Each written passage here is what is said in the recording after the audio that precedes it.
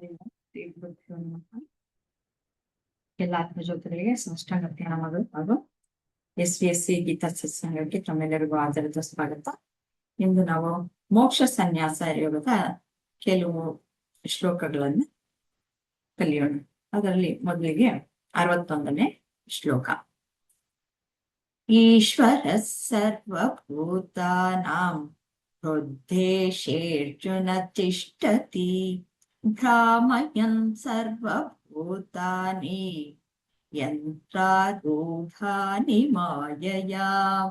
ಇದರ ಅರ್ಥ, ಓ ಅರ್ಜುನ, ಪರಮಾತ್ಮನು ಪ್ರತಿಯೊಬ್ಬರ ಹೃದಯದಲ್ಲಿ ನೆಲೆಸಿದ್ದಾನೆ ಮತ್ತು ಭೌತಿಕ ಶಕ್ತಿಯಿಂದ ಮಾಡಲ್ಪಟ್ಟ ಯಂತ್ರದಲ್ಲಿ ಕುಳಿತು ಎಲ್ಲ ಜೀವಿಗಳ ಅಲೆದಾಡುವಿಕೆಯನ್ನು ನಿರ್ದೇಶಿಸುತ್ತಿದ್ದಾನೆ ಅಂತ ಸ್ವಲ್ಪ ಸಂಕ್ಷಿಪ್ತವಾದ ಅರ್ಥವನ್ನ ಇಲ್ಲಿ ಕೊಟ್ಟಿದ್ದಾರೆ.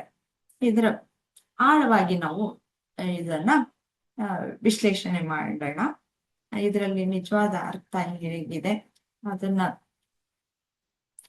ಭಗವಂತ ನಮ್ಗೆ ಯಾವ ರೀತಿಯಲ್ಲಿ ತಿಳಿಪಡಿಸೋದಕ್ಕೆ ಪ್ರಯತ್ನ ಪಟ್ಟಿದ್ದಾರೆ, ಅದರ ಆಳದ ಅರಿವು ಏನು ಅನ್ನೋದನ್ನ ತಿಳ್ಕೊಳ್ಳೋಣ.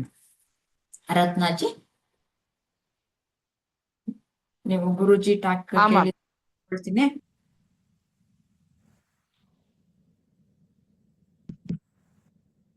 ಪ್ರಶ್ನೆಗೆ ನೋಡ್ಬೇಕಾ? ಭಗವಂತನು ಎಲ್ಲರ ಹೃದಯದಲ್ಲಿ ಹೇಗೆ ನೆಲೆಸಿದ್ದಾನೆ ಎಂದು ತಿಳಿಸಿದ್ದಾರೆ.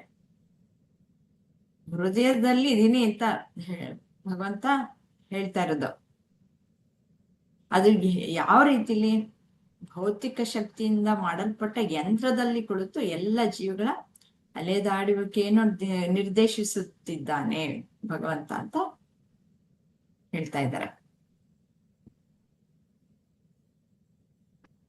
ಓ ಅರ್ಜುನ, ಪರಮಾತ್ಮನು ಪ್ರತಿಯೊಬ್ಬರ ಹೃದಯದಲ್ಲಿ ನೆಲೆಸಿದ್ದಾನೆ ಮತ್ತು ಭೌತಿಕ ಶಕ್ತಿಯಿಂದ ಮಾಡಲ್ಪಟ್ಟ ಯಂತ್ರದಲ್ಲಿ ಕುಳಿತು ಎಲ್ಲಾ ಜೀವಿಗಳ ಅಲೆದಾಡುವಿಕೆಯನ್ನು ನಿರ್ದೇಶಿಸುತ್ತಿದ್ದಾನೆ.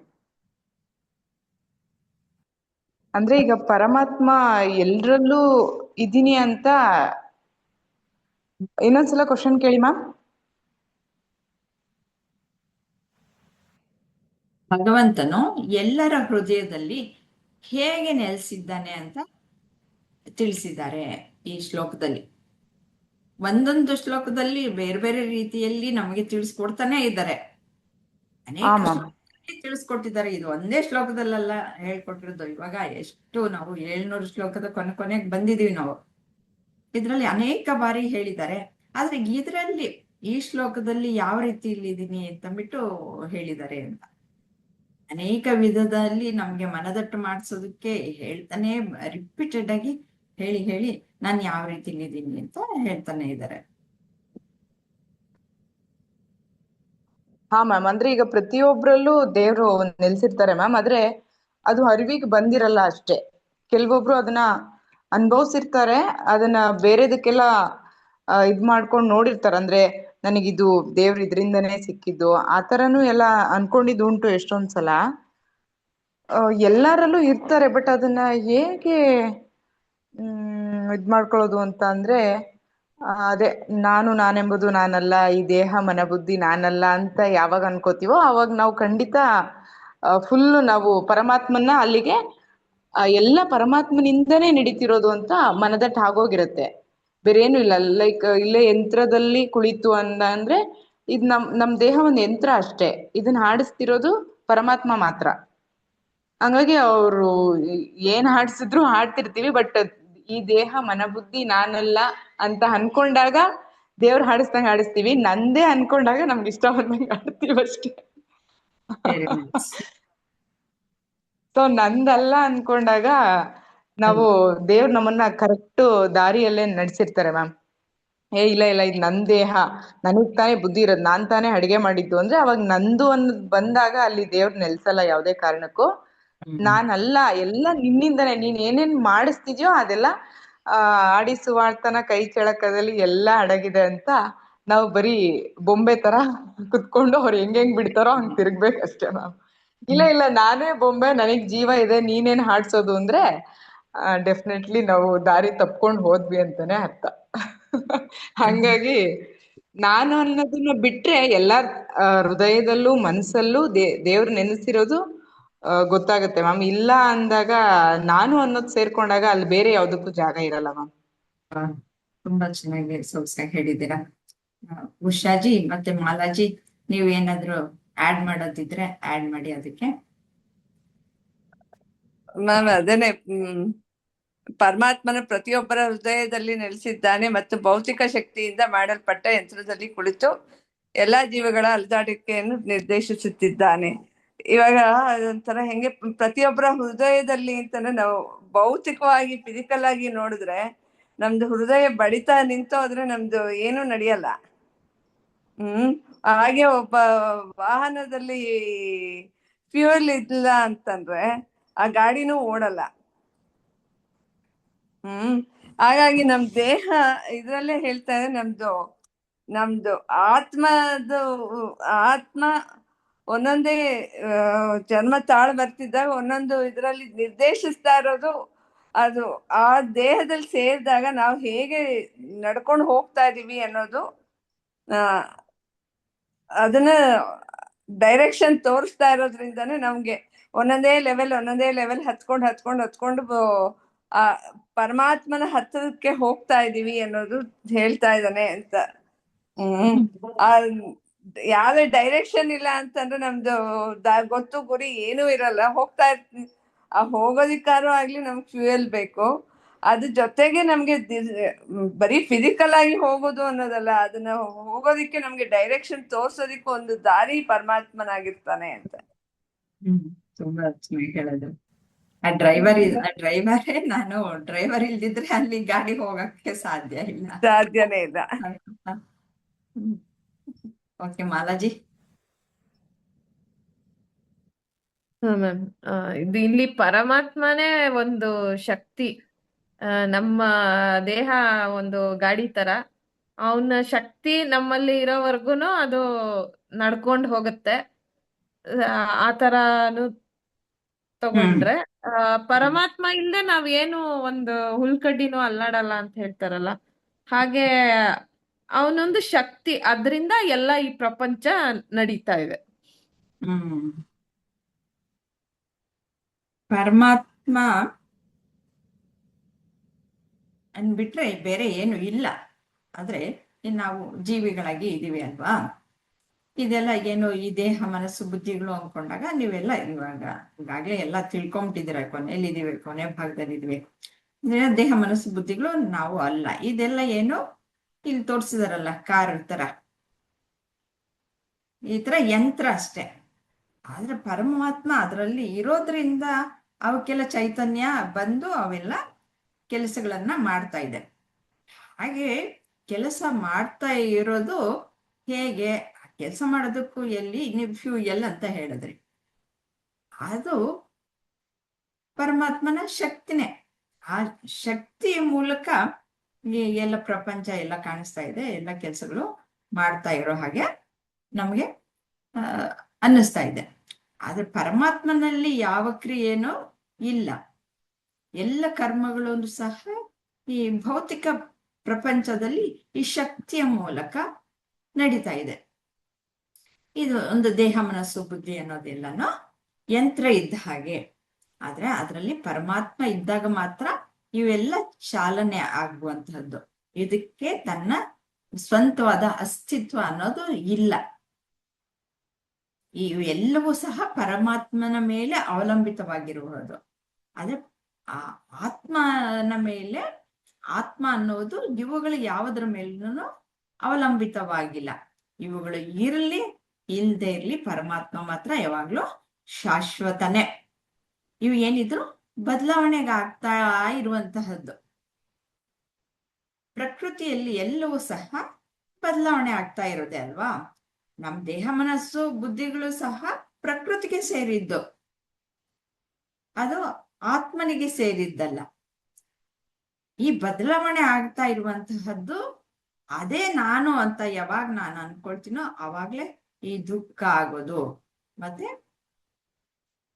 ನಾನು ಈ ಒಂದು ಕರ್ಮಚಕ್ರದಲ್ಲಿ ಸಂಸಾರದಲ್ಲಿ ಸಿಕ್ಕಾಕೊಳ್ಳೋದು. ಇಲ್ಲ, ಅಲ್ಲ ನಾನು ಆ ಒಂದು ಈ ಬದಲಾವಣೆ ಆಗ್ತಾ ಇರುವಂತಹ ಈ ಭೌತಿಕ ಪ್ರಪಂಚಕ್ಕೆ ನಾನು ಸೇರಿದ್ದಲ್ಲ. ಈ ಮನಸ್ಸು, ಬುದ್ಧಿ ಅನ್ನೋದು ಅಥವಾ ದೇಹ ಅನ್ನೋದು ನಾನಲ್ಲ. ಅದರ ಜೊತೆಗೆ ತಾದಾತ್ಮ್ಯತೆಯನ್ನು ನಾನು ಯಾವಾಗ ಕಳಿಸ್ಕೊಳ್ತೀನೋ ಆವಾಗ ಶುದ್ಧ ಆತ್ಮನಲ್ಲಿ ನೆಲೆಗೊಳ್ಬಹುದು. ಅಂತಹ ಆ ಒಂದು ಆತ್ಮನಿದ್ದಾಗ ಮಾತ್ರ ಈ ಒಂದು ಎಲ್ಲ ಯಂತ್ರಗಳು ಜೀವ ಇದ್ದ ಹಾಗೆ ಕಾಣಿಸೋದು. ಮತ್ತೆ ಇಲ್ಲಿ ಮುಖ್ಯವಾಗಿ ಹೃದಯದಲ್ಲಿ ನೆಲೆಸಿದಾನೆ. ಹಾಗಾದ್ರೆ ಇನ್ನೆಲ್ಲೂ ನೆಲೆಸಿರಲ್ವಾ? ಪರಮಾತ್ಮ ಸರ್ವಾಂತರ್ಯಾಮಿ ಅಂತ ಮಾತ್ರ ಹೇಳ್ತೀರಾ, ಆದ್ರೆ ಹೃದಯದಲ್ಲಿ ನೆಲೆಸಿದೇನೆ ಅಂತಂದ್ಬಿಟ್ಟು ಪರಮಾತ್ಮನೇ ಹೇಳ್ತಾ ಇದ್ದಾನಲ್ಲ ಅಂತಂದ್ರೆ, ಹೃದಯ ಅಂತಂದ್ರೆ ಈ ವೇದಾಂತದಲ್ಲಿ ಮನಸ್ಸು ಬುದ್ಧಿ ಅಂತಂದ್ಬಿಟ್ಟು, ಯಾವಾಗ್ಲೂ ಮನಸ್ಸು ಬುದ್ಧಿ ಎಲ್ಲಿರುತ್ತೋ ಅಲ್ಲಿ ಪ್ರತಿಫಲನ ಜಾಸ್ತಿ. ಹಾಗಾಗಿ ಜೀವಿಗೆ ಮನಸ್ಸು ಬುದ್ಧಿ ಅನ್ನೋದು ಇರೋದ್ರಿಂದ ಅಲ್ಲಿ ಚೈತನ್ಯ ಶಕ್ತಿ ಅನ್ನೋದು ಜಾಸ್ತಿ ಪ್ರತಿಫಲನವಾಗತ್ತೆ. ಎಲ್ಲ ಕಡೆನೂ ಆತ್ಮ ಅನ್ನೋದು ಇದ್ದೇ ಇದೆ, ಆದ್ರೆ ಮನಸ್ಸು ಬುದ್ಧಿ ಎಲ್ಲ ಕಡೆ ಇರಲ್ಲ ಅಲ್ವಾ? ಕಲ್ಲಲ್ಲಿ, ಮಣ್ಣಲ್ಲಿ ಎಲ್ಲ ಇರಲ್ಲ ಅಲ್ವಾ? ಅದಕ್ಕೆ ಅಲ್ಲಿ ಚೈತನ್ಯ ಶಕ್ತಿ ಕಡಿಮೆ ಇರುತ್ತೆ. ಆದ್ರೆ ಜೀವಿಗಳಲ್ಲಿ ಅವು ಚೈತನ್ಯವಾಗಿ, ಚೈತನ್ಯ ಭರಿತವಾಗಿ ಎಲ್ಲ ಕೆಲಸಗಳನ್ನ ಮಾಡತ್ವೆ. ಅದು ಎಲ್ಲಿ ಅಂದ್ರೆ ಆ ಮನಸ್ಸು ಬುದ್ಧಿಯಲ್ಲಿ ಆ ಪ್ರತಿಫಲನ ಜಾಸ್ತಿಯಾಗಿ, ನಾನು ಅನೇಕ ಬಾರಿ ಹೇಳಿದ್ದೀನಿ ಚಿದಾಭಾಸ ಅಂತಂದ್ಬಿಟ್ಟು. ಆ ಚಿದಾಭಾಸ ಮನಸ್ಸು ಬುದ್ಧಿಯ ಜೊತೆಗೆ ಒಂದು ಆತ್ಮ ಸೇರ್ಕೊಂಡಾಗ ಅದು ಚಿದಾಭಾಸವಾಗಿ ಆಗುತ್ತೆ. ಆಗ ಚೈತನ್ಯ ಬರೋದು. ಇವಾಗ ಸೂರ್ಯನ ಬೆಳಕು ಎಲ್ಲ ಕಡೆನೂ ಇರುತ್ತೆ, ಆದ್ರೆ ಈ ಒಂದು ಮಿರರ್ ಅಲ್ಲಿ, ಕನ್ನಡಿಯಲ್ಲಿ ಜಾಸ್ತಿ ಪ್ರತಿಫಲನ ಆಗತ್ತೆ. ಅದಕ್ಕಿಂತ ಸ್ವಲ್ಪ ಕಡಿಮೆಯಾಗಿ ಪ್ರತಿಫಲನ ಆಗೋದು ನೀರಿನಲ್ಲಿ. ಹೀಗೆ ಇನ್ನೊಂದ್ ಸ್ವಲ್ಪ ತುಂಬಾ ಒಳ್ಳೆ ನೈಸ್ ಆಗಿರುವಂತಹ ಒಂದು ಸರ್ಫೇಸ್ ಇದ್ದಾಗ ಸ್ವಲ್ಪ ಜಾಸ್ತಿ ಪ್ರತಿಫಲನ ಆಗತ್ತೆ. ಆದ್ರೆ ಅತಿ ಹೆಚ್ಚಾಗಿ ಯಾವ್ದ್ರಲ್ಲಾಗತ್ತೆ? ಕನ್ನಡಿಯಲ್ಲಾಗತ್ತೆ. ಹಾಗೆ ಮನಸ್ಸು ಬುದ್ಧಿಯಲ್ಲಿ ಹೆಚ್ಚಾಗಿ ಪ್ರತಿಫಲನ ಆಗತ್ತೆ. ಆದ್ರಿಂದ ಅಲ್ಲಿಗೆ ಚಿದಾಭಾಸ ಅನ್ನೋದಾಗಿ ಅಲ್ಲಿಂದ ಬೇರೆ ಅಂಗಗಳಿಗೆ ಚೈತನ್ಯ ಅನ್ನೋದು ಬರೋದು. ಅದು ಆ ಒಂದು ಚಿದಾಭಾಸ ಅನ್ನೋದೇ ಈ ಏನೋ ಒಂದು ಪ್ರಾಣಶಕ್ತಿ ಮತ್ತೆ ಇಂದ್ರಿಯಗಳು ಇವೆಲ್ಲ ಸೇರ್ಕೊಂಡು ಈ ಸೂಕ್ಷ್ಮ ಶರೀರ ಆಗುತ್ತೆ. ಆ ಸೂಕ್ಷ್ಮ ಶರೀರ ಈ ಒಂದು ಸ್ಥೂಲ ಶರೀರವನ್ನ ಹಿಡ್ಕೊಂಡು ನಡೆಸೋದು. ಆದ್ರೆ ಮೂಲತಃ ಎಲ್ಲಿಂದ ಬಂತು? ಎಲ್ಲ ಚೈತನ್ಯ ಆತ್ಮನಿಂದಲೇ ಬಂದಿದ್ದು ಅಲ್ವಾ? ಈ ಪ್ರತಿಫಲನ ಎಲ್ಲಿ ಉಂಟಾಯ್ತು? ಕನ್ನಡಿಯಲ್ಲಿ ಸೂರ್ಯನಿಂದಲೇ ಪ್ರತಿಫಲನ ಉಂಟಾಗಿತ್ತು. ಹಾಗೆ ನಾನು ಈ ಯಂತ್ರದ ರೀತಿಯಲ್ಲಿರುವಂತಹ ಈ ದೇಹ, ಮನಸ್ಸು, ಬುದ್ಧಿಗಳಲ್ಲಿ ಕೂತ್ಕೊಂಡು ಎಲ್ಲವನ್ನು ಸಹ ನಾನು ಮಾಡ್ತಾ ಇದ್ದೀನಿ. ಆದ್ರೆ ಇಲ್ಲಿ ಭೌತಿಕ ಶಕ್ತಿಯಿಂದ ಮಾಡಲ್ಪಟ್ಟ ಅಂತಂದ್ರೆ ಈ ಮಾಯೆಯಿಂದ, ಪ್ರಕೃತಿಯಿಂದ ಮಾಡಲ್ಪಟ್ಟಿರುವಂತಹದ್ದು. ಅದಕ್ಕೆ ಏನಾಗತ್ತೆ? ನಾನ್ ಯಾರು ಅನ್ನೋದೇ ಮರ್ತೋಗ್ಬಿಡುತ್ತೆ. ನಿಜವಾಗ್ಲೂ ಈ ಚಿದಾಭಾಸ ಆತ್ಮನಲ್ಲದೆ ಬೇರೆ ಅಲ್ಲ, ಆದ್ರೆ ಅದು ಮಾಯೆಯಿಂದ ಆವೃತವಾಗಿರೋದ್ರಿಂದ ಅದಕ್ಕೆ ನಾನ್ ಯಾರು ಅನ್ನೋದು ಮರ್ತೋಗ್ಬಿಟ್ಟಿರುತ್ತೆ. ಆದ್ರೆ ಈ ಆತ್ಮಜ್ಞಾನವನ್ನ ತಿಳ್ಕೊಳ್ಳೋದ್ರಿಂದ ತಾನು ನಿಜವಾಗ್ಲೂ ಆತ್ಮಸ್ವರೂಪಿ ಅನ್ನೋದನ್ನೇ ತಿಳ್ಕೊಂಡು ಅಲ್ಲೇ ಸ್ಥಿತವಾಗುತ್ತೆ. ಈ ಒಂದು ಜ್ಞಾನವನ್ನ ತಿಳ್ಕೊಳ್ಳೋದ್ರಿಂದ ಏನ್ ಪ್ರಯೋಜನ? ಅದನ್ನೆಲ್ಲ ಮುಂದೆ ಹೇಳ್ತಾ ಇದ್ದಾರೆ. ಅಂದ್ರೆ ಹೇಗೆ ನಾವು ಕರ್ಮಬಂಧನದಿಂದ ಕಳಿಸ್ಕೊಳ್ತೀವಿ ಅಂತ ಇದೆಲ್ಲ ತಿಳ್ಕೊಳ್ಳೋದ್ರಿಂದ ಏನು, ಎಲ್ಲ ಕರ್ಮಗಳು ಎಲ್ಲ ಆಗ್ತಾ ಇರೋದು ಮುಂದಿನ ಶ್ಲೋಕಗಳಲ್ಲೂ ಇದೆ. ತಿಳ್ಕೊಳ್ಳೋದ್ರಿಂದ ಎಲ್ಲ ನಾವು ಏನು ಒಂದು ಕ್ರಿಯೆ ಅನ್ನೋದು ಮಾಡ್ತಾ ಇದೀವೋ ಅದೆಲ್ಲವೂ ಪ್ರಕೃತಿಯಲ್ಲಿ ಆಗ್ತಾ ಇರೋದು, ಆತ್ಮನಲ್ಲಿ ಯಾವ ಕ್ರಿಯೆನೂ ಆಗ್ತಾ ಇಲ್ಲ. ಆದ್ರಿಂದ ಯಾವ ಪಾಪ ಸಹ ನಮಗೆ ಇಲ್ಲ. ಈ ಜ್ಞಾನ ಬಂದ ಮೇಲೆ ಮಾತ್ರ. ಆ ಜ್ಞಾನ ಬರೋದಕ್ ಮೊದ್ಲೇನು ನಾನೇ ಮಾಡ್ತಾ ಇದ್ದೀನಿ. ಆದ್ರಿಂದ ಈ ಕರ್ಮ ಫಲ ಅನ್ನೋದು ನನಗೆ ಆ ಈ 4 ಕರ್ಮಗಳಲ್ಲಿ 4 ಕರ್ಮಗಳಿವೆ ಅಂತಂದ್ಬಿಟ್ಟು ಅನ್ಕೊಳ್ತೀನಿ. ಆದ್ರೆ ಈ ಒಂದು ಜ್ಞಾನ ತಿಳ್ಕೊಂಡಾಗ ಇದು ನಾನಲ್ಲ, ಯಾಕೆಂದ್ರೆ ಈ ಜಡವಾದದ್ದು ನಾನಾಗಕ್ಕೆ ಸಾಧ್ಯ ಇಲ್ಲ. ಬದಲಾವಣೆ ಆಗುವಂಥದ್ದು ನಾನಾಗಕ್ಕೆ ಸಾಧ್ಯ ಇಲ್ಲ. ಯಾಕಂದ್ರೆ ಸದಾ ಕಾಲವು ನಾನು ಇರ್ತೀನಿ. ದೇಹ ಬದಲಾಗ್ತಾ ಇರಬಹುದು, ಮನಸ್ಸು ಬದಲಾಗ್ತಾ ಇರ್ಬೋದು, ಬುದ್ಧಿ ಬದಲಾಗ್ತಾ ಇರ್ಬೋದು, ಆದ್ರೆ ನಾನ್ ಇಲ್ಲ. ಹಾಗಾಗಿ ಯಾವಾಗ್ಲೂ ಶಾಶ್ವತವಾಗಿರುವಂತಹ ಆತ್ಮ ನಾನು. ಆದ್ರೆ ಈ ಕರ್ಮಗಳು ಯಾವನು ನನ್ನಲ್ಲಿ ನಡೀತಾ ಇಲ್ಲ. ಇದೆಲ್ಲ ಬರೀ ಆಗ್ತಾ ಇದೆ ಅಂತ ಬರೀ ತೋರಿಕೆ. ನಿಜವಾಗ್ಲೂ ಅಲ್ಲಿ ಬದಲಾವಣೆ ಆಗಿದ್ಯಾ? ಬದಲಾವಣೆ ಆಗ್ತಾ ಇದೆ ಅಂತ ಅನ್ನಿಸ್ತಾ ಇದೆ, ಆದ್ರೆ ಅಲ್ಲೂ ಸಹ ಬದಲಾವಣೆ ಆಗ್ತಾ ಇಲ್ಲ. ನಮಗೂ ತೋರಿಕೆಯನ್ನೇ ಸತ್ಯ ಅಂದ್ಬಿಟ್ಟು ಅನ್ಕೊಂಡು ನಾವು ಕಷ್ಟ ಪಡ್ತಾ ಇದ್ವಿ, ಕಷ್ಟಕ್ಕೆ ಸಿಕ್ಕಾಕೊಂಡ್ಬಿಟ್ಟಿದ್ವಿ.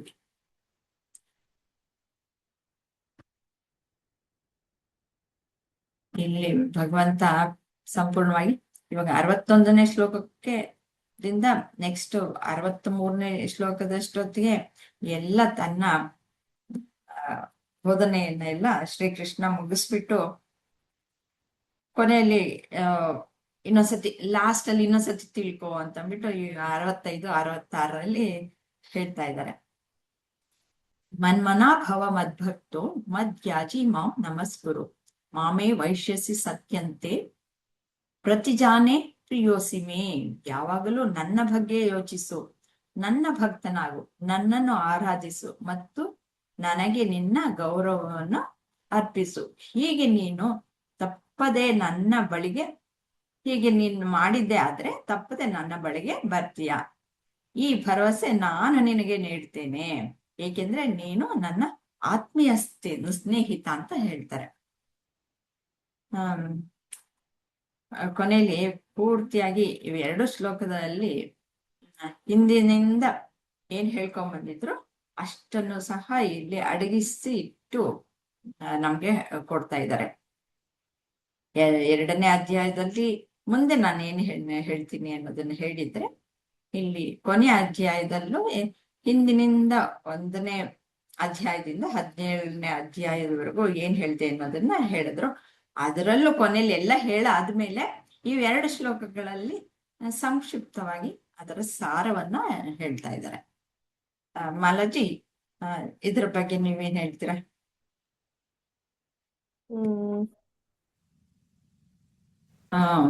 ಭಗವಂತನ ಬಳಿಗೆ ಹೋಗಲು ಏನು ಮಾಡಬೇಕು ಅಂತ ಹೇಳಿದ್ದಾರೆ.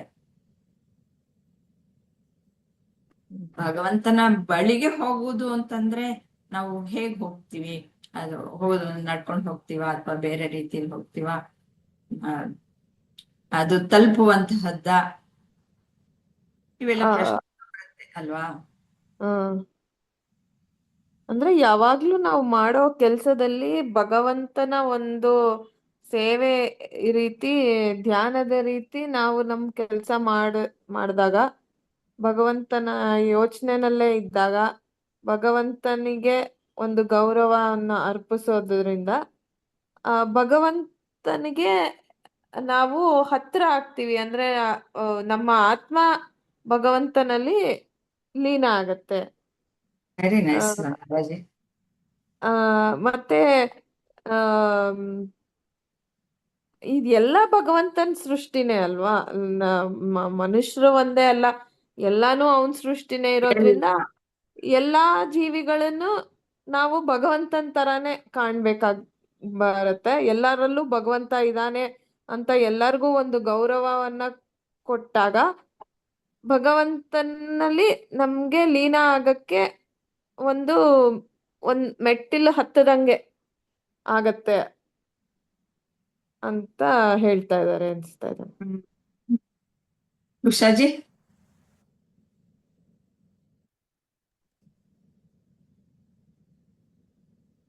ಮ್ಯಾಮ್ ಅದೇನೆ ಮ್ಯಾಮ್, ಎಲ್ಲಾನು ನಾವ್ ಮಾಡೋ ಒಂದು ಪ್ರತಿಯೊಂದು ಕಾರ್ಯದಲ್ಲೂ ಅಥವಾ ನಾವ್ ಏನೇ ಒಂದು ನಮ್ಮ ಆಲೋಚನೆಗಳಲ್ಲಿ ಪ್ರತಿಯೊಂದ್ರಲ್ಲೂ ಇದು ಅದು ಅಂತ ಹೇಳೋಂಗಿಲ್ಲ, ಪ್ರತಿಯೊಂದ್ರಲ್ಲೂ ಭಗವಂತನಿಗೆ ಅರ್ಪಿಸ್ಕೊಂಡು ಭಗವಂತನ ಯೋಚನೆ ಮಾಡ್ಕೊಂಡು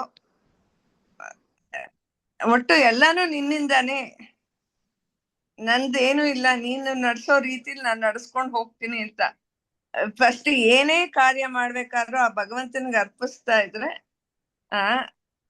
ಆ, ಭಗವಂತ ನನ್ನ ಕೈ ಹಿಡಿದು ನಡೆಸ್ತಾನೆ ಅಂತ. ಹ್ಮ್. ಫಿಸಿಕಲ್ ಆಗಿರುವಂತ ನಮ್ಮ ದೇಹನ ಕೈ ಹಿಡಿದು ನಡೆಸ್ಕೊಂಡು ಹೋಗ್ತಾನೆ. ಒಳಗಡೆ ಇರೋ ಆತ್ಮ ಅವನೇ ಆಗಿರೋದ್ರಿಂದ ನಮ್ಮನ್ನ ನಡೆಸ್ಕೊಂಡು ಹೋಗೋದು ಪ್ರತಿಯೊಂದರಲ್ಲೂ ನಾವು ಆ ಒಂದು ಇದನ್ನ ಇಟ್ಕೊಂಡು ಹೋದ್ರೆ ಅವ್ರು ನಮ್ಮನ್ನ ಕೈ ಹಿಡ್ಕೊಂಡು ನಡೆಸ್ಕೊಂಡು ಹೋಗ್ತಾರೆ ಅಂತ. Okay, nice. ma'am. ರತ್ನಾಜಿ. ಹಾ ಮ್ಯಾಮ್, ನೀವೇ ಹೇಳ್ದಾಗೆ ಇದ್ರಲ್ಲಿ ನಾವು ಏನನ್ನ ಬಯಸ್ತೀವೋ ಅದನ್ನೇ ಸೇರ್ತೀವಿ ಅಂತ ಹೇಳಿದ್ರಿ ಮ್ಯಾಮ್. ನೀವು ಸ್ಟಾರ್ಟಿಂಗ್ ಒಂದ್ ಅರ್ಧದಲ್ಲಿ ಒಂದ್ ಕತೆ ಹೇಳಿದ್ರಿ, ಭರತ ಚಕ್ರವರ್ತಿ ಅವರು ಏನು ಬೇಡ ಅಂತ ತ್ಯಜಿಸ್ಬಿಟ್ಟು ಹೋಗ್ತಾರೆ.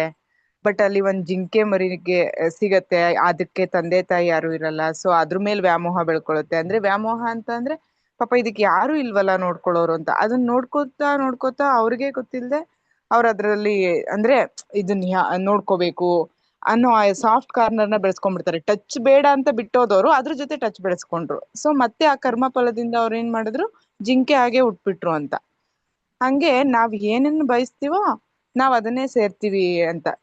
ಹಂಗೆ ಉಷಾ ಮ್ಯಾಮ್ ಹೇಳ್ದಾಗೆ ಎಲ್ಲಾದ್ರಲ್ಲೂ ಪರಮಾತ್ಮನ ಪ್ರತಿ ಒಂದು ಕೆಲ್ಸ ಕಾರ್ಯದಲ್ಲೂ ನಾವು ರಾಮ ಕೃಷ್ಣ ಅಂತ ಅನ್ಕೋತೀವಿ. ಬಟ್ ಅದ್ ನಿಜವಾಗೂ ನಮ್ಮ ಹೃದಯದಿಂದ ಬಂದಿದ್ರೆ, ಅಯ್ಯೋ ಹೌದಲ್ಲ ಏನೋ ಆಗೋಯ್ತು ಬಟ್ ನೀನೇ ಮಾಡ್ಸಿದ್ದಲ್ವಾ, ಪ್ಲೀಸ್ ನಿನ್ಗೆ ಸೇರ್ಕೊಂಡ್ಬಿಡ್ಲಪ್ಪ, ಈ ಮನೋಭಾವನದಿಂದ ಮಾಡಿದ್ರೆ ನಮ್ಮ ನಡೆ ನುಡಿಯಲ್ಲಿ ನಮ್ಮ ಮನಸ್ಫೂರ್ತಿಯಿಂದ ಹೃದಯಪೂರ್ವಕವಾಗಿ ನಾವು ಅದನ್ನ ಅರ್ಪಿಸ್ತಿದ್ದೆ ಆದ್ರೆ ನಾವ್ ಏನನ್ ಬಯಸ್ತೀವೋ ಅಂತ, ನಾವೀಗ ಭಗವಂತನ್ನೇ ಬಯಸ್ತಾ ಇದ್ರೆ ಕನಸು ಮನ್ಸಲ್ಲೂ ನನಗೆ ಮತ್ತೇನ್ ಜನ್ಮ ಗಿನ್ಮ ಏನು ಬೇಡ, ಸೇರೋದಾದ್ರೆ ನಿನ್ನ ಹತ್ರನೇ ಸೇರ್ಸ್ಕೊಂಬಿಡು ಅಂತ ಪ್ರತಿಯೊಂದ್ ಇದ್ರಲ್ಲೂ ನಾವು ಅವ್ರನ್ನ ಕಾಣ್ತಾ ಹೋದ್ರೆ ಖಂಡಿತ ನಾವು ಈಗ ನೀವ್ ಹೇಳ್ದಂಗೆ ರಾಜ್ಕುಮಾರ ಬಂದಿದ್ದವರು ಭರತ ಚಕ್ರವರ್ತಿ ಬಂದಿದ್ದು ಅದನ್ನೆಲ್ಲ ತೊರ್ದೇನೆ. ಅಂದ್ರೆ ಸಂಸಾರ ನನಗೆ ಯಾವ್ದೂ ಬೇಡ, ಹಣ ಆಸ್ತಿ ನನ್ ರಾಜ್ಯ ಯಾವ್ದೂ ಬೇಡ ಅಂತ.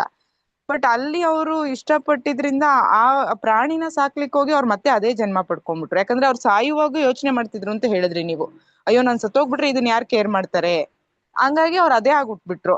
ನಾವು ಹಂಗೆ ಏನೋ ಒಂದ್ ಇಟ್ಕೊಂಡು ನಮ್ ಫ್ಯಾಮಿಲಿ ಏನೋ ಅದೇನೋ ಇದೇನೋ ಅಂದ್ಕೊಂಡೇ ಹೋದ್ರೆ ಮೇ ಬಿ ಆ ಕರ್ಮ ಫಲಕ್ ಮತ್ತೆ ನಾವು ಇದಾಗ್ತಿವಿ.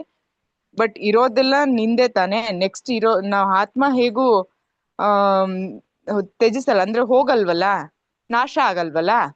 ಹಂಗಾಗಿ ನಾನ್ ನಿನ್ನಲ್ಲೇ ಸೇರ್ಕೊಂಡ್ಬಿಡ್ತೀನಿ ಅನ್ನೋ ಮನೋಭಾವನೆಯಿಂದ ಯಾವಾಗೂ ದೇವ್ರನ್ನೇ ಬಯಸಿದಾದ್ರೆ ನಾವು ದೇವ್ರನ್ನೇ ಸೇರ್ಕೋತೀವಿ ಮ್ಯಾಮ್. ಬಟ್ ಅದು ಎಷ್ಟು ಮಟ್ಟಿಗೆ ಆಗುತ್ತೋ ಗೊತ್ತಿಲ್ಲ.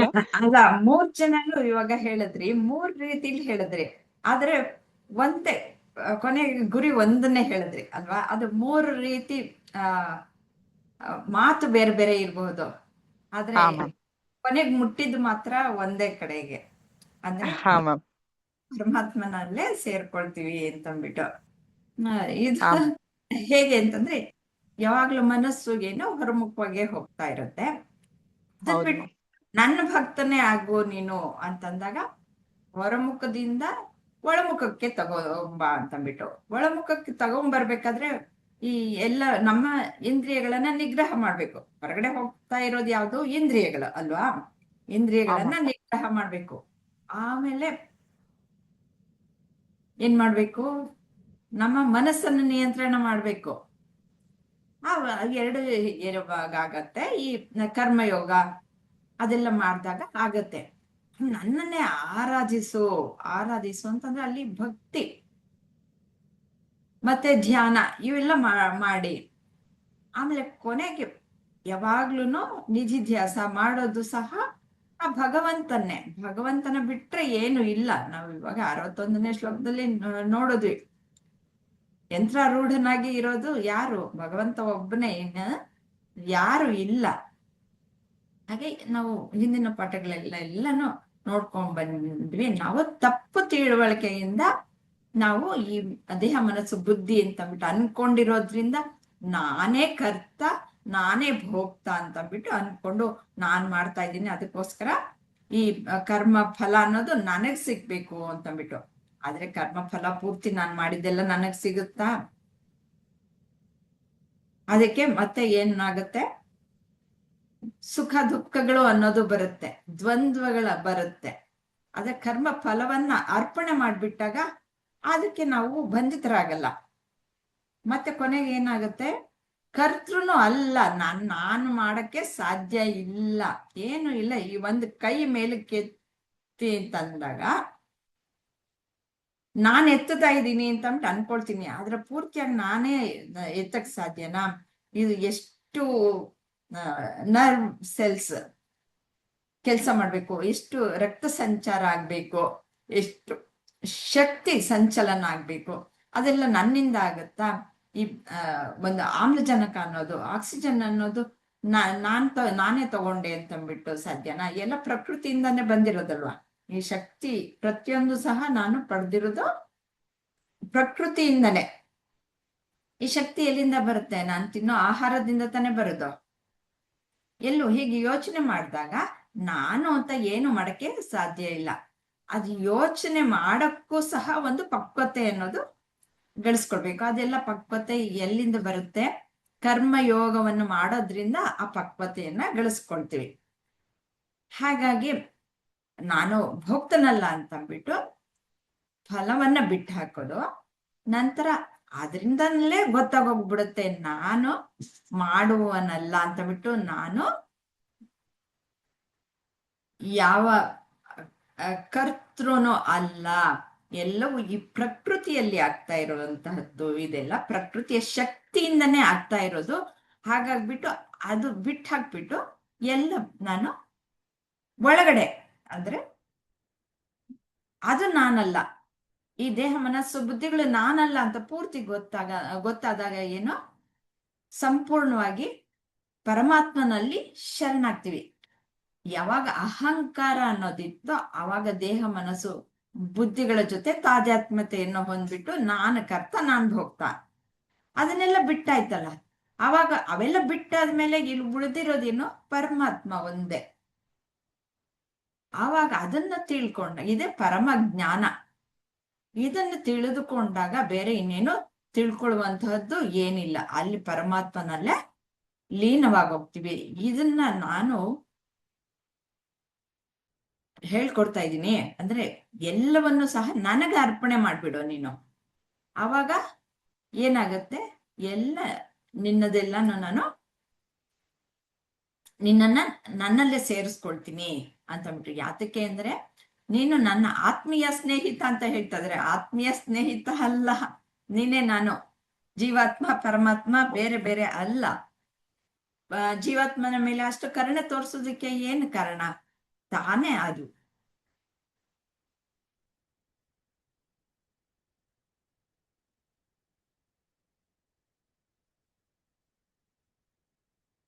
ಪರಮಾತ್ಮ ಬಿಟ್ರೆ ಬೇರೆ ಏನು ಇಲ್ಲ. ಹಾಗೆ ಕೊನೆಗೆ ಹೇಳ್ತಾ ಇದ್ದಾರೆ, ಸರ್ವಧರ್ಮಾನ್ ಪರಿತ್ಯಜ್ಯ ಮಾಮೇಕಂ ಶರಣಂ ವ್ರಜ, ಅಹಂ ತ್ವ ಸರ್ವ ಪಾಪೇಭ್ಯೋ ಮೋಕ್ಷಯಿಷ್ಯಾಮಿ ಮಾ ಶುಚಃ.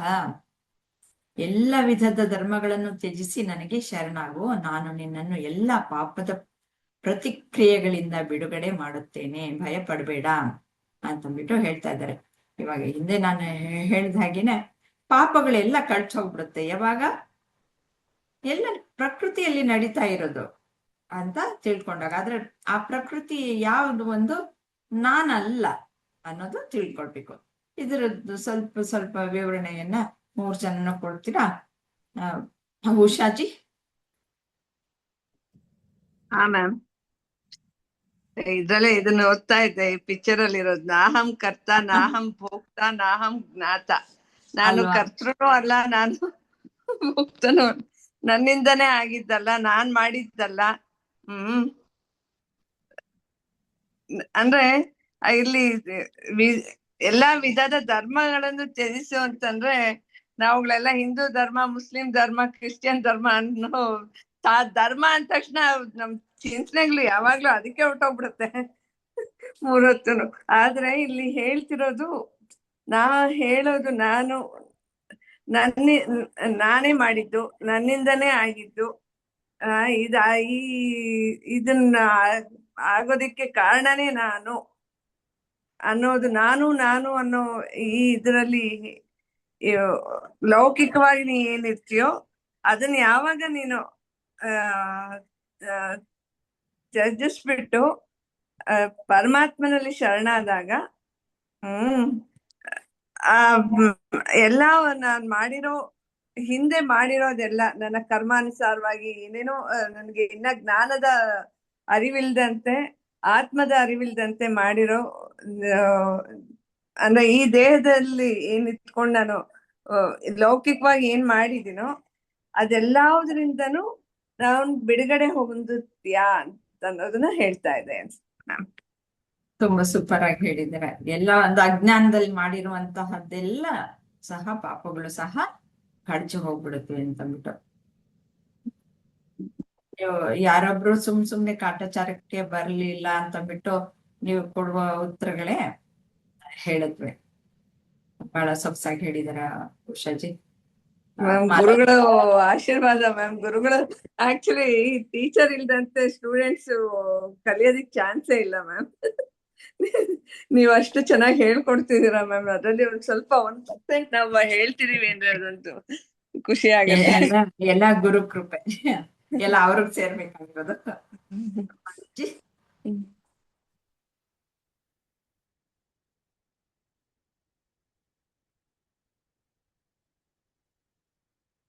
ಮಾಲಾಜಿ?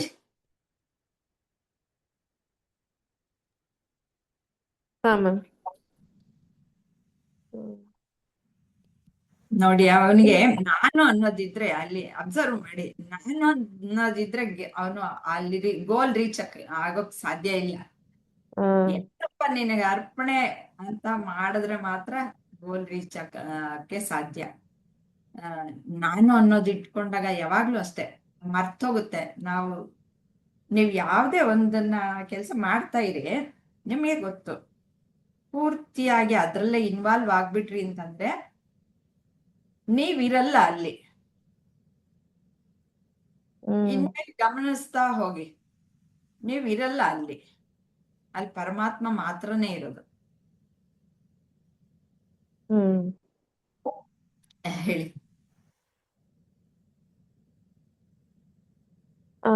ಇಲ್ಲಿ ಅದೇ ನೀವ್ ಹೇಳ್ದಂಗೆ ಇವಾಗ ಯಾವಾಗ ನಾನ್ ಮಾಡ್ದೆ ಅಲ್ಲೇ ನಾವೇ ನಮ್ಗೆ ಒಂದು ಕಟ್ಟೆ ಕಟ್ಕೊಂತಾ ಇದೀವಿ. ಪರಮಾತ್ಮನ್ಗೂ ನಮ್ಗೂ ಒಂದು ಗೋಡೆ ಅಲ್ಲೇ ಬಂತು. ಸೊ ಹಾಗಾಗಿ ಎಲ್ಲಾದರೂ ಬಿಟ್ಟು ಇವಾಗ ಇನ್ನೊಂದೇನಂದ್ರೆ, ಇವಾಗ ನಾನ್ ಮಾಡ್ದೆ ಅಂದಾಗ ಅದ್ರಲ್ಲಿ ಒಂದು ಎಕ್ಸ್ಪೆಕ್ಟೇಷನ್ ಇರುತ್ತೆ. ನಾನ್ ಮಾಡಿದ್ದು ಚೆನ್ನಾಗ್ ಬರ್ಬೇಕು, ಹಿಂಗ್ ಬರ್ಬೇಕು, ಹಂಗ್ ಬರ್ಬೇಕು ಅಂತ. ಯಾವಾಗ ನಾವು ಪರಮಾತ್ಮನ್ ಕೆಲ್ಸ ಅಂತ ಮಾಡ್ತೀವಿ, ಅದ್ ಚೆನ್ನಾಗ್ ಬರ್ಲಿ, ಚೆನ್ನಾಗ್ ಬರ್ದೇ ಇರ್ಲಿ. ಈಗ ಒಂದು ಹೇಳ್ತಾರೆ, ಇವಾಗ ಏನೋ ಒಂದ್ ಇದಾಯ್ತು ಅಂದ್ರೆ ಅದು ಪರಮಾತ್ಮನ್ ಕೃಪೆಯಿಂದ ಆಯ್ತು. ಏನೋ ಒಂದ್ ಆಗ್ಲಿಲ್ವಾ, ಇದ್ರಿಂದ ಪರಮಾತ್ಮ ಏನೋ ಹೇಳ್ಕೊಡ್ತಾ ಇದ್ದಾನೆ ನಮ್ಗೆ, ಅದನ್ನ ಕಲ್ತ್ಕೊಂಡು ನಾವು ಮುಂದೆ ಹೋಗ್ಬೇಕು ಅನ್ನೋ ಒಂದು ಮನಸ್ಥಿತಿ ಬರುತ್ತೆ. ಸೊ ಆವಾಗ ನಾವು ಯಾವ್ದಕ್ಕೂ ಬೇಜಾರ್ ಮಾಡ್ಕೊಳಲ್ಲ, ಯಾವ್ದಕ್ಕೂ ಅಂಟ್ಕೊಳ್ಳೋದಿಲ್ಲ. ನಮ್ ಕರ್ತವ್ಯ ಸರಿ ಬರ್ಲಿಲ್ವಾ, ಇದನ್ನ ಸರಿಯಾಗಿ ಮಾಡೋದು ಹೇಗೆ ಅಂತ ತಿಳ್ಕೊಂಡು ಮಾಡ್ತಾ ಹೋಗ್ತೀವಿ. ಸೊ ಆವಾಗ ನಾವು ನಂದು ಅನ್ನೋದನ್ನ ಬಿಟ್ಟು ಕೆಲ್ಸನ ಒಂದು ನನ್ ಕರ್ತವ್ಯ ಅಂತ ಮಾಡ್ತಾ ಹೋಗ್ತೀವಿ. ತುಂಬಾ ಚೆನ್ನಾಗಿ ಹೇಳಿದಿರಾ ಮಾಲಾಜಿ. ರತ್ನಾಜಿ? ನಂಗೆ ಏನು ಉಳಿಸಿಲ್ಲ ಮ್ಯಾಮ್, ಇಬ್ರು ಹೇಳ್ಬಿಟ್ಟಿದ್ದಾರೆ. ಎಲ್ರು ಸೂಪರ್, 3 ಜನ ಅಷ್ಟೇ. ತುಂಬಾ ಚೆನ್ನಾಗಿ ನೀವು ಹೇಳಿದ್ದನ್ನ ಏನೋ ಕಾಟಾಚಾರ ಅಲ್ಲ, ಅರ್ಥ ಮಾಡ್ಕೊಂಡು ಅದನ್ನ ಸರಿಯಾಗಿ ರೀಪ್ರೊಡ್ಯೂಸ್ ಮಾಡ್ತೀರಾ. ಸೊ ಅದೇ ಮಾಲಾ ಮ್ಯಾಮ್ ಹೇಳ್ದಾಗೆ ನಾನು ಅನ್ನೋದು ಬಂದಾಗ ನನಗೆ ದೇವ್ರ ಮಧ್ಯ ಒಂದ್ ಗೋಡೆ ಆಯ್ತು ಅಂತಾನೆ. ಅಲ್ಲಿ ಗೋಡೆ ಬಂದ ಮೇಲೆ ನಾನ್ ರೀಚ್ ಆಗಕ್ ಸಾಧ್ಯನೇ ಇಲ್ಲ. ಏನ್ ಆಗ್ತಿದ್ಯೋ ಅದ್ ಎಲ್ಲಾ ನಿನ್ನಿಂದನೇ ಅನ್ಕೊಂಡಾಗ ಮಾತ್ರ ನಾವು ದೇವರಲ್ಲಿ ಸೇರ್ಕೊಳಕ್ಕೆ ಸಾಧ್ಯ ಮ್ಯಾಮ್. ಅಂದ್ರೆ ಈಗ ಉಷಾ ಮ್ಯಾಮ್ ಹೇಳ್ದಾಗೆ ನಾವ್ ಗೊತ್ತಿಲ್ದೆ ಇಷ್ಟ ದಿನ ಏನ್ ಮಾಡಿದೀವೋ ಗೊತ್ತಿಲ್ಲ, ಬಟ್ ಎಲ್ರೂ ಅದೊಂದು ಚಿಕ್ಕ ವಯಸ್ಸಿಂದ ನಾವು ಕೇಳ್ಕೊಂಡ್ ಬೆಳ್ದಿರೋದಂದ್ರೆ ಗೊತ್ತಿಲ್ದೆ ಮಾಡಿದ ತಪ್ಪಿಗೆ ಭಗವಂತ ಕ್ಷಮೆ ಇದ್ದೇ ಇರುತ್ತೆ, ಗೊತ್ತಾದ್ಮೇಲೆ ಮಾಡಿದ್ರೆ ಅದಕ್ ಕ್ಷಮೆ ಇಲ್ಲ ಅಂತ ಹೇಳಿದಾರೆ. ನಂಗೆ ಎಷ್ಟೊಂದ್ಸಲ ಅಜ್ಜಿ ಹೇಳಿದಾರೆ. ಹಾಗಾಗಿ ತಿಳ್ಕೊಂಡ್ಮೇಲೆನೂ ಮಾಡಿದ್ರೆ ಖಂಡಿತ ದೇವ್ರು ಕ್ಷಮಿಸಲ್ಲ ಮ್ಯಾಮ್. ಗೊತ್ತಿಲ್ಲದೆ ಆಗೋದನ್ನ ಇಲ್ಲೇ ಕೊಟ್ಟಿರೋ ಹಾಗೆ, ನಾನು ನಿನ್ನನ್ನು ಎಲ್ಲಾ ಪಾಪದ ಪ್ರತಿಕ್ರಿಯೆಗಳಿಂದ ಬಿಡುಗಡೆ ಮಾಡುತ್ತೇನೆ, ಭಯಪಡಬೇಡ. ಅಂದ್ರೆ ಗೊತ್ತಿಲ್ಲದೆ ಮಾಡಿರೋದನ್ನ ದೇವ್ರಲ್ಲಿ ನಮ್ಗ್ ತಿಳ್ಕೊಂಡ್ಮೇಲೆ, ನಮ್ಮ ಪರಿವರ್ತನೆ ನೋಡಿದ್ಮೇಲೆ ಅದನ್ನೆಲ್ಲಾನು ಕ್ಷಮಿಸ್ಬಿಡ್ತಾರೆ ಮ್ಯಾಮ್. ಗೊತ್ತಿರೋದು ಗೊತ್ತಿಲ್ಲದೆ ಇರೋದು ಅನ್ನೋದು ಹೇಗೆ ಗೊತ್ತಾ? ಗೊತ್ತಿಲ್ಲದೆ ಮಾಡಿದ್ದು ಅಂತಂದ್ರೆ ನನ್ನ ಅರಿವಿಗೆ ಬರದೆ ನಾನು ಮಾಡಿದ್ದು. ಮಾಡಿರೋದು ಅಂತ. ನನ್ನ ಅರಿವಿನಲ್ಲಿ ಮಾಡಿದ್ದಕ್ಕೆಲ್ಲದಕ್ಕೂ ಸಹ ಕಾಮ್ಯ ಕರ್ಮ ಹೌದು. ಆಗಿದ್ರೆ ಅಂಥದಕ್ಕೆಲ್ಲದಕ್ಕೂ ಫಲ ಅನ್ನೋದು ಇರುತ್ತೆ. ಯಾವುದು ಕಾಮ್ಯ ಕರ್ಮ ಅಲ್ವೋ, ಅಂದ್ರೆ ಈಶ್ವರಾರ್ಪಿತ ಭಾವದಲ್ಲಿ ಮಾಡಿದಂತಹ ಕರ್ಮಗಳಿಗೆ ಫಲ ಅನ್ನೋದು ಏನು ಇರಲ್ಲ. ಏಕೆಂದ್ರೆ ಎಲ್ಲ ಅರ್ಪಣೆಯನ್ನು ಮಾಡ್ಬಿಟ್ಟಿರ್ತೀವಿ. ಎಲ್ಲ ನಿನಗೆ ಅಪ್ಪ, ನೀನೇ ಎಲ್ಲವನ್ನು ಮಾಡ್ತಾ ಇರೋದು ನೀನೇ, ಮತ್ತೆ ನಿನಗೆ ಸೇರ್ಬೇಕಾಗಿರೋದು. ನಾನೇನು ಮಾಡೋನಲ್ಲ, ನಾನು ಕರ್ತನೂ ಅಲ್ಲ ಭೋಕ್ತನೂ ಅಲ್ಲ. ಅಂದ್ರೆ ನಾನು ಆ ದಡದಿಂದ ಈ ದಡಕ್ಕೆ ಇವಾಗ ಸೇರ್ಕೊಂಡ್ಬಿಟ್ಟಿದ್ದೀನಿ, ಪರಮಾತ್ಮನಲ್ಲಿ ಸೇರ್ಕೊಂಡ್ಬಿಟ್ಟಿದ್ದೀನಿ. ನಾನು ನಿನ್ನ ಸ್ವರೂಪ, ನಾನು ಆತ್ಮ ಸ್ವರೂಪನೇ ಹೌದು. ನಾನು ಇಷ್ಟು ದಿನ ತಿಳ್ಕೊಂಡಿದ್ದೇನು, ಈ ದೇಹ ಮನಸ್ಸು ಬುದ್ಧಿಗಳ ಜೊತೆ ತಾದಾತ್ಮ್ಯತೆಯನ್ನು ಹೊಂದಿ ನಾನು ತಪ್ಪಾಗಿ ತಿಳ್ಕೊಂಡಿದ್ದೆ. ನಾನು ಕರ್ತ, ನಾನು ಭೋಕ್ತ ಅನ್ಕೊಂಡಿದ್ದೆ.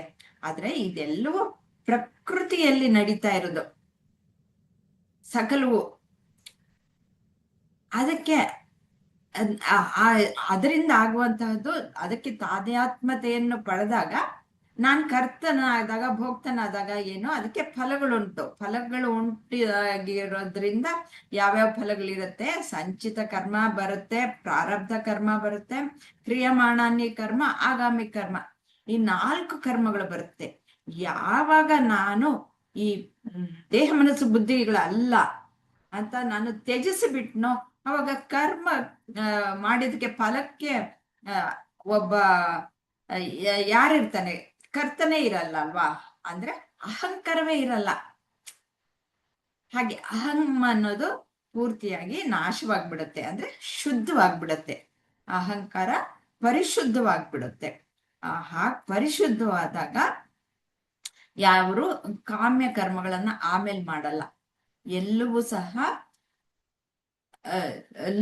ಲೋಕ ಕಲ್ಯಾಣಕ್ಕೆ ನಾನ್ ಮಾಡ್ತಾ ಇರೋದಕ್ಕೆ, ಎಲ್ಲರಿಗೋಸ್ಕರ ನಾನ್ ಮಾಡ್ತಾ ಇದ್ದೀನಿ ಅಂತ ಕೆಲ್ಸಗಳನ್ನ ಮಾಡ್ತೀವಿ. ಹಾಗೆ ಕೆಲಸ ಮಾಡಿದ್ದೆ ಆದ್ರೆ ಅವಾಗ ಯಾವ ಪಾಪನೂ ಅಂಟ್ಕೊಳ್ಳಲ್ಲ. ನಾನ್ ಯಾವಾಗ ಕರ್ತ ಅಂತ ಅನ್ಕೊಳ್ತೀನೋ ಅವಾಗ ಎಲ್ಲ ಲೇಪವಾಗುವುದು, ಎಲ್ಲ ಆ ವಾಸನಾ ಬೀಜಗಳು ಅನ್ನೋದು ಬರೋದು. ಯಾವಾಗ ಪೂರ್ತಿಯಾಗಿ ನೈಷ್ಕರ್ಮ್ಯವನ್ನು ಮಾಡ್ತೀವೋ ಆಗ ಆ ವಾಸನಾ ಬೀಜಗಳು ಅನ್ನೋದು ಉತ್ಪತ್ತಿ ಆಗಲ್ಲ. ಆ ರೀತಿಯಲ್ಲಿ ಎಲ್ಲ ಧರ್ಮಗಳನ್ನು ಬಿಟ್ಟು ಅಂತಂದ್ರೆ, ನಾನು ಇವಾಗ ಒಂದು ಹೆಂಡತಿಯಾಗಿ ನನ್ನ ಧರ್ಮ ಇರಬಹುದು. ಅರ್ಜುನನ್ಗೆ ಏನು, ಒಬ್ಬ ಯೋಧನಾಗಿ ಅವನಿಗೆ ಅವನ ಧರ್ಮ ಇರುತ್ತೆ. ಟೀಚರ್ ಆಗಿ ಒಂದು ಧರ್ಮ ಇರುತ್ತೆ. ಮನೆಯಲ್ಲಿ ಹಲವಾರು ಪಾತ್ರಗಳನ್ನ ಮಾಡ್ತೀವಿ ನಾವು. ಆಗ ಎಲ್ಲದಕ್ಕೂ, ಎಲ್ಲ ಪಾತ್ರಗಳಿಗೂ ಒಂದೊಂದು ಧರ್ಮ ಇದೆ. ಆದ್ರೆ ಅವೆಲ್ಲ ಏನು ಪಾತ್ರಗಳಷ್ಟೇ. ಆ ಧರ್ಮಗಳನ್ನ ದಾಟದಾಗ, ಅಂದ್ರೆ ಅವೆಲ್ಲ ಪಾತ್ರಗಳು ಯಾವಾಗ ಮಾಡ್ತೀವಿ ನಾವು? ನಾನ್ ದೇಹ ಮನಸ್ಸು ಬುದ್ಧಿ ಅಂತ ಇದ್ದಾಗ ಮಾತ್ರ ತಾನೇ ಮಾಡೋದು. ಅವಾಗ್ಲಲ್ಲಿ ರೋಲ್, ಇದನ್ ಮಾಡ್ತಾ ಇದ್ದೀನಿ ಅಂತ ಯಾವಾಗ ನನಗೆ ಪೂರ್ತಿಯಾಗಿ ಆ ಒಂದು ಡಿಮಾರ್ಕೇಶನ್ ಅನ್ನೋದು ಚೆನ್ನಾಗಿ ನನಗೆ ಗೊತ್ತಾಯ್ತೋ, ಇಲ್ಲಿ ಈ ನಾಟಕ ಮಾಡ್ತಾ ಇದ್ದೀನಿ, ಆದ್ರೆ ನಾನು ನಿಜವಾಗ್ಲೂ ಏನು, ನಾನು ಆತ್ಮಸ್ವರೂಪಿ ಅನ್ನೋದು ಗೊತ್ತಾದಾಗ ಆ ಕಡೆಗೆ ಹೋಗಲ್ಲ. ಆ ದಡದಿಂದ ಈ ದಡಕ್ಕೆ ಸೇರ್ಕೊಂಡ್ಬಿಟ್ವಿ. ಈ ದಡಕ್ಕೆ ಸೇರ್ಕೊಂಡಾಗ ಆ ದಡದಲ್ಲಿ ಮಾಡದಂತಹದ್ದು ಶೇಖರಣೆ ಆಗಿದ್ದು ಎಲ್ಲವೂ ಸಹ ಅಲ್ಲಿಗೆ ಸಮರ್ಪಣೆ ಹೊರತು ಈ ಕಡೆಗೆ ಇದು ಶುದ್ಧ ಆತ್ಮನಾಗಿ ನಿಂತಾಗ ಖಂಡಿತವಾಗಿಯೂ ಆತ್ಮನಲ್ಲಿ ಯಾವ ಕರ್ಮಗಳು ಇಲ್ಲ, ಯಾವ ಕರ್ಮ ಲೇಪನಗಳು ಇರಲ್ಲ. ಹಾಗಾಗಿ ಪೂರ್ತಿಯಾಗಿ ಪರಮಾತ್ಮನಲ್ಲಿ ಶರಣಾಗ್ಬಿಡ್ಬೇಕಷ್ಟೆ. ಕೊನೆಯಲ್ಲಿ ಹೇಳ್ತಾ ಇರೋದು ಶರಣಾಗತಿ. ಅದನ್ನ ನಾವ್ ಯಾವಾಗ ಮಾಡ್ತೀವ, ಸಂಪೂರ್ಣವಾಗಿ ಯಾವ ಈ ಒಂದು ಸಂಸಾರ ಚಕ್ರ ಪಾಪ ಅನ್ನೋದು ಲೇಪನ ಇಲ್ಲದೆ ನಾವು ನಿತ್ಯ ಮುಕ್ತರಾಗ್ತೀವಿ. ಮುಕ್ತಿನೂ ಅದ ಅಷ್ಟೇ.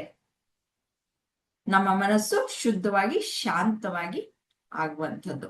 ಸದಾ ಕಾಲ ಶಾಂತವಾಗಿ ಯಾರಿರ್ತಾರೋ ಅವರೇ ಮುಕ್ತರು. ಅಂಥವ್ರಿಗೆ ಈ ದೇಹ ಬಿದ್ದೋದ್ಮೇಲೂ ಸಹ ಪುನರ್ಜನ್ಮ ಅನ್ನೋದು ಇರಲ್ಲ. ಈ ಒಂದು ಆತ್ಮಜ್ಞಾನವನ್ನ ತಿಳ್ಕೊಂಡು ಮತ್ತೆ ಅದನ್ನ ಸಂಪೂರ್ಣವಾಗಿ ಅಳವಡಿಸ್ಕೊಳ್ಬೇಕು. ನಾನ್ ಆತ್ಮ ಅನ್ನೋದು ಅವ್ರಿಗೆ ಅನುಭೂತಿ ಆಗ್ಬೇಕು.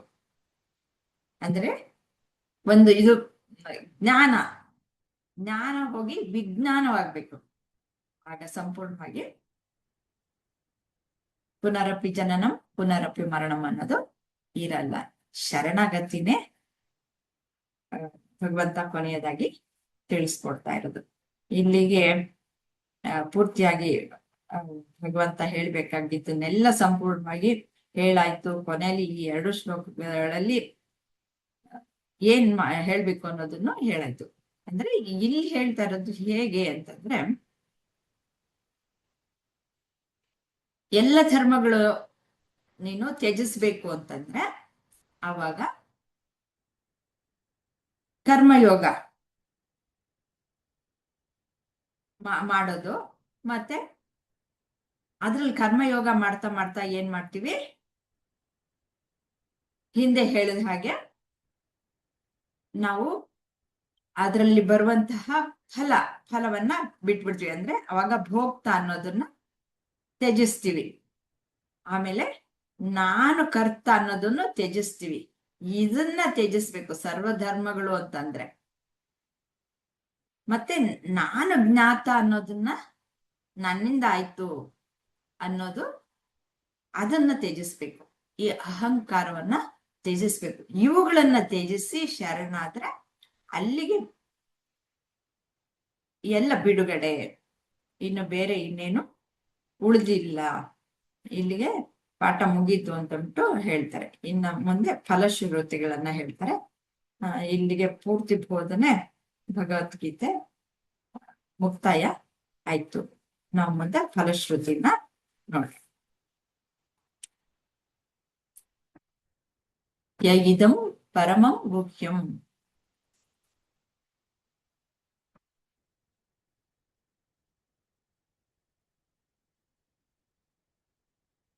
ಮದ್ಭಕ್ತೇಷ್ವಭಿಧಾಸ್ಯತಿ ಭಕ್ತಿಂ ಮಯಿ ಪರಾಂ ಕೃತ್ವಾ ಮಾಮೇ ವೈಶ್ಯತ್ವ ಸಂಶಯ. ಯಾವನು ಈ ಪರಮ ರಹಸ್ಯವನ್ನು ನನ್ನ ಭಕ್ತರಲ್ಲಿ ಹೇಳುತ್ತಾನೆಯೋ ಅವನು ನನ್ನಲ್ಲಿ ಪರಮ ಭಕ್ತಿಯನ್ನು ಹೊಂದಿ ನನ್ನನ್ನೇ ಹೊಂದುತ್ತಾನೆ. ಇದರಲ್ಲಿ ಸಂಶಯ ಇಲ್ಲ ಅಂತ. ಯಾತಕ್ಕೆ ಹೀಗೆ ಹೇಳ್ತಾ ಇದ್ದಾರೆ ಅಂತಂದ್ರೆ, ಎಲ್ಲರೂ ಭಗವಂತ ಹೇಳಿರೋ ಹಾಗೆ ಎಲ್ಲರೂ ಭಗವಂತನ ಸ್ವರೂಪವೇ. ಆದ್ರೆ ಈ ಮಾಯೆಯ ಒಂದು ಎಫೆಕ್ಟ್ ಇಂದ ಅದನ್ನ ಮರ್ತೋಗಿದೀವಿ. ಅಲ್ಲಿರೋದು ಪರಮಾತ್ಮನೇ, ಆ ಪರಮಾತ್ಮನೇ. ಅದಕ್ಕೋಸ್ಕರ ಪರಮಾತ್ಮ ತನ್ನ ಕಡೆಗೆ ಎಲ್ಲರನ್ನು ಸೆಳ್ಕೊಳ್ಬೇಕಲ್ಲ, ಆ ತನ್ನ ಸ್ವರೂಪ ಏನಿದೆಯೋ ಅಲ್ಲಿಗೆ ತರ್ಬೇಕಲ್ಲ. ಅದಕ್ಕೋಸ್ಕರ ಈ ಒಂದು ಜ್ಞಾನವನ್ನು ಕೊಡೋದ್ರಿಂದ ಅವರು ಮತ್ತೆ ಮುಕ್ತರಾಗ್ತಾರೆ.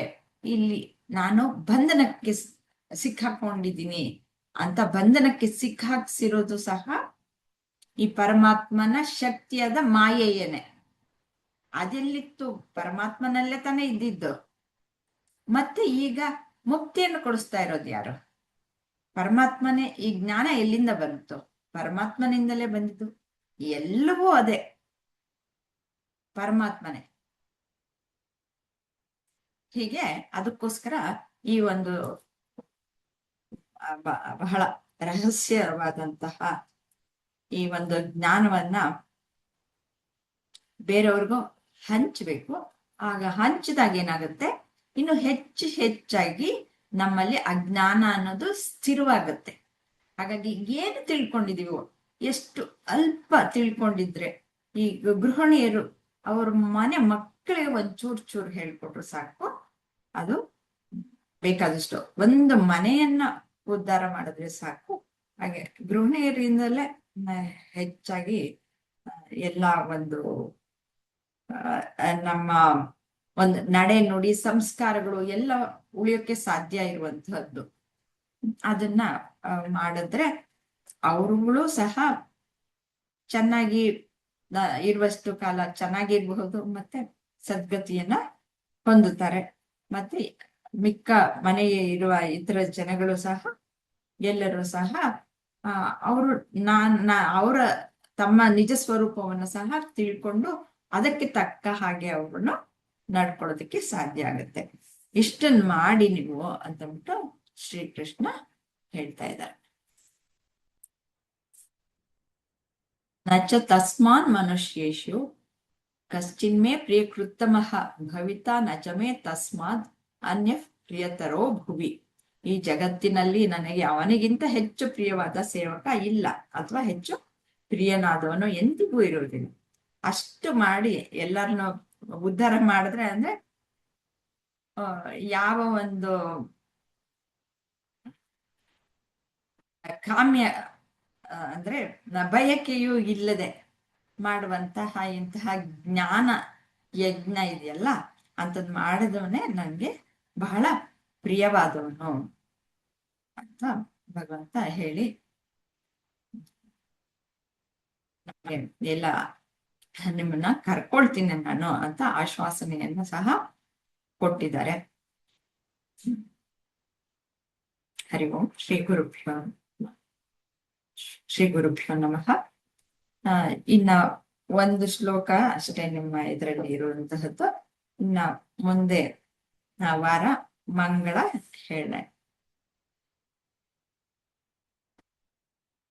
ಹೌದಾ? ನೆಕ್ಸ್ಟ್ ವೀಕ್ಗೆ ಕಂಪ್ಲೀಟ್ ಆಗುತ್ತೆ. ಆಮೇಲೆ ಶ್ಲೋಕಗಳನ್ನ ಸ್ವಲ್ಪ ಪ್ರಾಕ್ಟೀಸ್ ಮಾಡೋಣ. ಅದೊಂದಷ್ಟು ರಿವಿಷನ್ ಕ್ಲಾಸಸ್ ಇರುತ್ತೆ. ಕಾಂಟಂಪ್ಲೇಷನ್ ನೆಕ್ಸ್ಟ್ ಮುಗ್ದೋಗುತ್ತೆ, ಅಷ್ಟು ಸ್ಟಾಪ್. ಹರಿ ಓಂ. ಶ್ರೀ ಗುರುಭ್ಯೋ ನಮಃ. ಓಂ ಶ್ರೀ ಕೃಷ್ಣಾರ್ಪಣಮಸ್ತು.